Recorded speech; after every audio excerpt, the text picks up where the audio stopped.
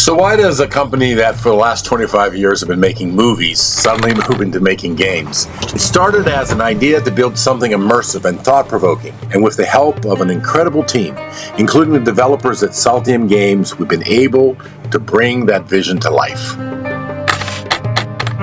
Hi everyone, I'm Alex Kronemer, executive producer and CEO of Unity Productions Foundation. We're an organization focused on creating meaningful, engaging experiences that bring people together. One of the projects we're especially excited about is Vanished. It started as an idea to build something immersive and thought-provoking. The inspiration for this game, Vanished, actually began several years ago when we made a film about the rise and fall of Islamic Spain.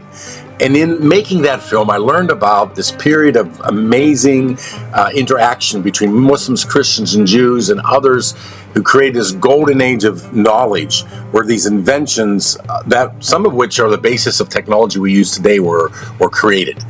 And ever since then, I've been looking for a way of telling that story, or at least getting people familiar with these objects from the past. Best way of doing that would be, rather than having a passive, watch a film about this, why don't we let people actually interact with these inventions? And that's how the idea of creating the game came about. It was really important for us to make sure that whoever we worked with wasn't just any group of developers, but a group of developers that understood exactly the message and the importance of the work that we were doing. And for this game, Vanished, the foundations came when we met Saltium Games in Bosnia, a team that has been developing games for a while and who really showed a lot of enthusiasm for the project.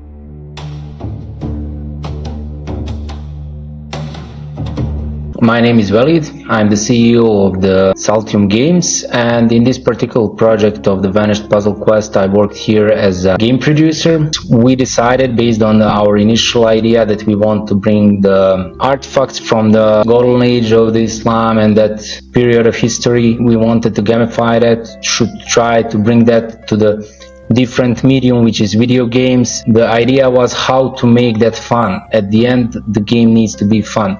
In making a video game, you still need a story that wraps the player's experience into a quest or some journey that they're taking. The biggest challenge in the beginning was figuring out what that story would be. What's the story that can engage people and engage their imagination? As with all our projects, is actually the biggest challenge in the beginning. The main objective was to tell the story about the artifacts, but we didn't just want to tell players a story about history. We wanted them to actually feel that. So with a puzzle game, you have to figure out how it works.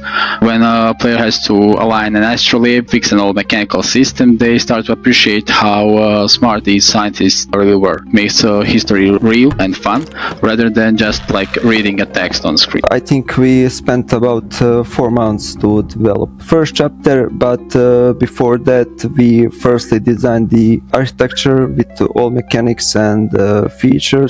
Our character moves through Middle East, through Northern Africa, to Spain, and you get this wide variety of cultures. We also get heavily inspired from these different cultures. Let's say we have a location, Timbuktu, which is very unique, where you have mud huts, and we try to recreate this look and make it as close to as it looked in reality.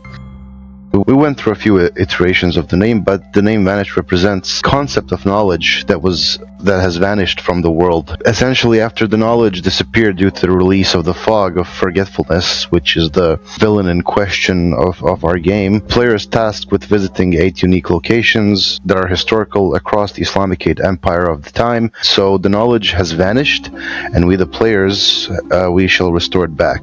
You were a scientist at the heart of discovery, advancing knowledge and improving the world. So while making it, we thought it was important that they feel the thrill from exploring the world and the setting at that time, since it's a period in history that's often either forgotten or misrepresented. So we wanted to present it accurately, and the aesthetics called back to games like Prince of Persia and Assassin's Creed.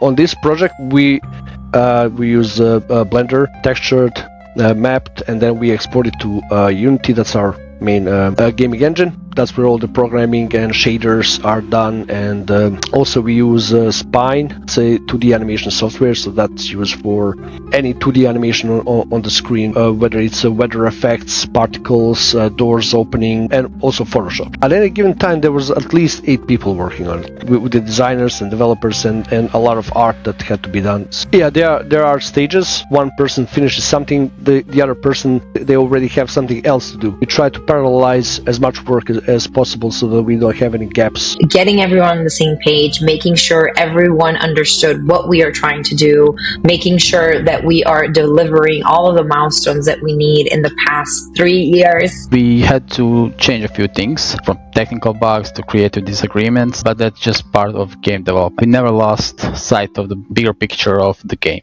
Toughest part was like knowing when the game is truly finished. You can spend forever tweaking small things, but at some point you have to trust your testing and your vision. It really takes a lot of discipline to say this is it, it's ready and that's it. Knowing when a puzzle is simple enough to be fun but deep enough to be rewarding is a fine line. The hardest part, I would say, comes is that when you start testing that part with the real players, where you actually want to test how people will react on what you created as a whole game. And this process cannot be determined from the beginning how much time it will take, because you need to iterate on that as much as you need until you achieve your goals. The game is for anyone who wishes to have fun and enjoy solving puzzles. It's a game for players who also love immersing themselves in historical settings that feel larger than life. Players who appreciate historical accuracy and historical content in general, and science that existed in our world 1,000 years ago. I'm so happy to see how that's already resonating with people.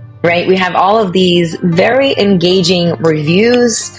We have these complete walkthroughs of people exchanging information and trying to understand how each person solved the game, a specific puzzle. And that just shows how the game is creating community around it. Vanish is available in literally every single platform you can think of. It's on iOS, it's on Android in the Google Play Store, it's on Steam, and it's on Epic Games. So whether you are a mobile gamer or a PC gamer, desktop, you can find Vanish wherever you play games.